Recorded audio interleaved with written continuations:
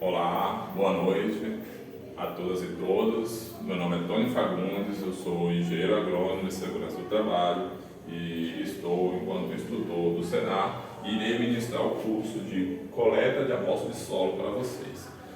Nesse primeiro momento eu gostaria que vocês também se apresentassem. Como você se chama? Lorena Lemos, 21 anos, formada em Técnica em Agropecuária de Eunápolis. Meu nome é Lázaro dos Santos Correia, formado técnico em agropecuária, Eunápolis. Ok, muito bem, então estamos aqui num grupo, um corpo técnico. Para iniciarmos as nossas atividades, né, é fundamental que a gente faça uma breve apresentação, né, do Senar. O que é o Senar?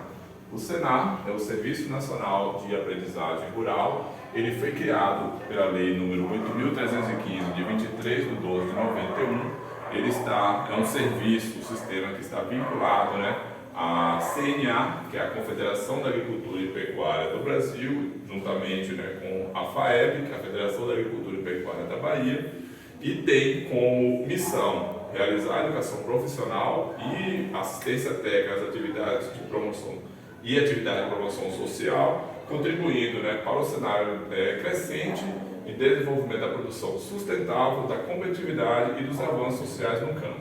As principais frentes de trabalho do Senar são a formação profissional rural, que essa capacitação que nós estamos fazendo aqui, né? Ou seja, uma capacitação de conhecimento técnico, profissional, para que seja aplicado, né, nas diversas atividades no campo. A assistência técnica gerencial, a ATEC, e a promoção social. É importante, né, salientar que o lema do Senar é aprender a fazer fazendo, ou seja, aprender por meio de técnicas, de conhecimentos, né, teóricos que nós dispomos, né, na literatura e colocados em prática para que sejam somados aos saberes, né, de vocês, os saberes que vocês já têm, o conhecimento, a esses conhecimentos que vão ser passados por meio, né, da teoria e também, né, das atividades práticas. Antes de darmos continuidade, né, ao assunto propriamente dito, é importante que nós fechamos aqui um acordo, um contrato de convivência, que é fundamental para que nós possamos ter um aprendizado, né, mais satisfatório e possamos também ter uma relação, uma interação, né, mais saudável, mais salutar, onde haja principalmente, né, respeito e contribuição entre nós. É importante, né, estar mostrando para vocês aqui algumas informações que são fundamentais, né, o nosso curso, que é o procedimento para a coleta de amostra de solo. O meu nome é Tony Fagundes Tavares, que sou o instrutor, né, a data de realização do nosso curso, o início término, né, ou seja, hoje das 8 horas da manhã até ao meio-dia, é um curso, né, de curta duração, de apenas 4 horas. A certificação, que é de 80% de frequência, ou seja, vocês precisam estar presentes, né, durante pelo menos 80% desse nosso trabalho. E eu gostaria de estar conversando com vocês aqui algumas informações pertinentes ao nosso convívio. Eu já pontuei algumas aqui e gostaria que vocês também contribuíssem. No que diz respeito à contribuição, eu já coloquei aqui, né, que é fundamental que nós tenhamos pontualidade com, né, o horário de início, o horário de término, a questão do nosso intervalo. A participação é fundamental que vocês participem, que vocês contribuam, principalmente nesse curso que é tão breve, então é importante que vocês se manifestem para que haja, né, essa troca de saber, de conhecimento. A frequência, né, que vocês estejam presentes, né, durante todo o período, ou a maior parte deles, 80% desse período. E vocês gostariam de contribuir com mais alguma, né, citar mais alguma contribuição positiva para a nossa convivência? Se não, né, nós precisamos também apontar algumas ações que não são permitidas, né, que não seriam interessantes para o desenvolvimento. Eu já coloquei aqui, né, que é interessante a gente evitar o máximo possível a conversa paralela quando se tratar de um assunto, de uma dúvida que seja referente ao nosso conteúdo. Seria importante, né, que a pessoa se manifeste, levante a mão, que a gente faz uma paralisação, que abre uma aspa aqui, um parênteses, a pessoa faz a sua contribuição. Vocês gostariam de citar alguma outra ação que nós não devemos ter nesse nosso período aqui de capacitação? Bom, se houver ao longo do tempo, vocês falam, nós fomos estar adicionando. Passando para o conteúdo propriamente dito, né, a coleta de amostra de solo. Esse tema é um tema, de certa forma, um tanto quanto simplório, mas infelizmente é um tema que devido às práticas muitas vezes equivocadas no meio rural, é uma condição que muitas das vezes é negligenciada.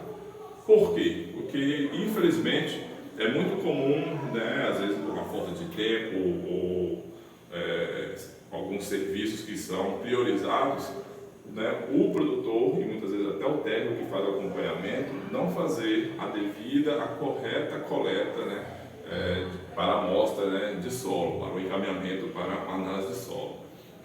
E isso influi diretamente nos valores que nós vamos obter ao final, né, após a análise de solo em laboratório, e que vão influenciar, vão contribuir principalmente para o equívoco na hora da recomendação, né, da adubação, na recomendação da correção e da correção de solo. Eu pontuei aqui duas situações que são fundamentais para que seja feita uma análise de solo correta, que ela seja mais precisa, que ela seja o mais analítica possível, que ela seja representativa daquela área onde está sendo coletada. A primeira situação é a questão da divisão da nossa área em glebas. O que significa isso? É importante a gente salientar que a nossa propriedade, principalmente por se tratar da agricultura familiar, onde há, na maioria das vezes, uma diversidade de culturas e de atividades, que ela não seja tratada como uma única atividade, como um todo único. Ou seja, nós precisamos separar essa área em glebas para que sejam feitas coletas, né, distintas para essas glebas. Por exemplo, nós não podemos colocar em uma mesma amostra, em uma mesma coleta, pontos retirados de áreas diferentes, como uma área de pastagem, uma área de cultura sazonal, uma área de uma cultura perene que já está instalada, ou de uma área nova que está sendo aberta, né, para poder ser implantada uma nova cultura. Por quê? Porque as práticas culturais, né, que já foram desenvolvidas no solo, ou as condições naturais do solo, são diferentes, e isso vai alterar, isso vai mascarar o resultado final da nossa análise. Então, é importante que seja feita essa divisão. É importante salientar que a gleba ela não seja superior a 5 hectares, ela nunca seja maior do que 5 hectares, né? Vou botar aqui menor ou igual a 5 hectares. Que seja observado, né, características do relevo, ou seja, se nessa nossa propriedade nós tivermos uma área, um relevo acidentado, onde nós podemos ter um planalto ou um morro e depois uma baixada, uma planície, uma várzea, que nós não façamos apenas uma coleta, apenas uma análise, e sim que nós façamos uma separação, uma divisão, né, da propriedade em áreas, para que a gente tenha, né, uma análise mais próxima da realidade. Uma gleba seria essa parte mais alta e uma outra gleba seria essa parte mais baixa. Se nós estivermos tratando de uma área nova que está sendo aberta, então que a gente faça uma análise dessa nova área. Se nós tivermos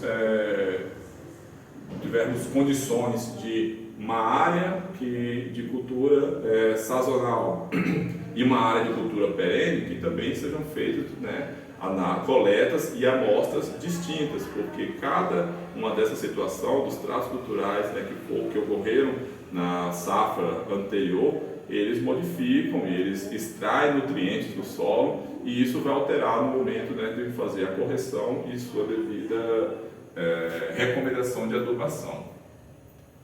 Para que nós possamos fazer a coleta, que não é nada muito tecnológico, na verdade é algo até muito simples, mas ele exige que tenha um certo cuidado, que seja seguido algumas técnicas.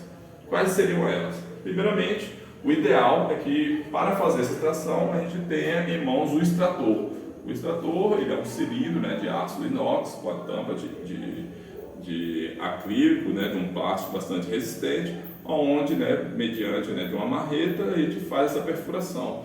Esse cilindro, esse extrator, ele é graduado, né, em centímetros, ou seja, ele é graduado, né, do zero, da parte dele, da ponteira, até os 60 centímetros. Né. Por que ele tem essa graduação? Porque na maioria das vezes, essa coleta de análise de solo, ela é feita, retirada apenas desses primeiros 20 centímetros que nós temos no solo, que é justamente, né, o horizonte A, o horizonte H e o horizonte B, se for o caso, se for esse tipo de solo. E quando se tratar de culturas perenes, né, ou agrossilvopastoris, né, a gente pode estar fazendo esse aprofundamento maior. E também a depender de qual a finalidade dessa nossa análise. Então, o instrumento apropriado é esse, mas se nós não tivermos esse instrumento em mãos, principalmente porque se trata de um instrumento caro, ele pode ser feito de outras formas, né? Ele pode ser feito pela utilização de um cavador, onde nós vamos estar cavando e aprofundando na medida, né, que nós desejarmos, e que seja um momento que é cortado esse perfil, né, na profundidade desejada, com um canivete, uma faca, a gente tire uma pequena parcela, né, vertical, de cima para baixo, e seja colocado em um recipiente limpo, e pode ser um balde. É orientado, né, que nós façamos uma distribuição desses pontos de coleta de 10 a 20 pontos, nessa área máxima aí de 5 hectares. É interessante, é fundamental que ele seja feito em forma de zigue-zague, para que ele represente de forma, seja o mais homogêneo possível. Uma vez que você colocou essas partes da coleta, né, esses cortes verticais, né, da coleta desses pontos, desses 10 ou 20 pontos dentro de um balde, nós vamos fazer a homogeneização, ele é feito com as mãos mesmo, né, e depois é colocado dentro de uma sacola, na proporção aí de 350 a 400 gramas, é identificado, né, a área, né, a gleba, a área, o nome do produtor. É interessante, né, se você já tiver o conhecimento, né, de qual vai ser a utilização daquela área, você já descrever para qual cultura e seja separado das outras.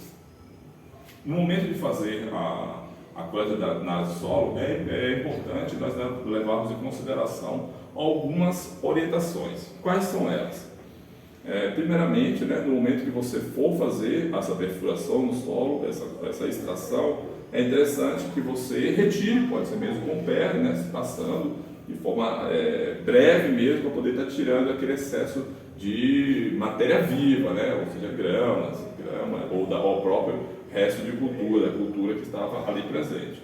Não é necessário você estar raspando, né, aquele horizonte inicial, né, ali, principalmente a parte que contém matéria orgânica. Não é interessante porque é importante que sejam identificados na análise, né, as concentrações, né, de solo, de ar, de matéria orgânica, porque isso é o que vai influenciar na sua identificação das suas condições físicas do solo.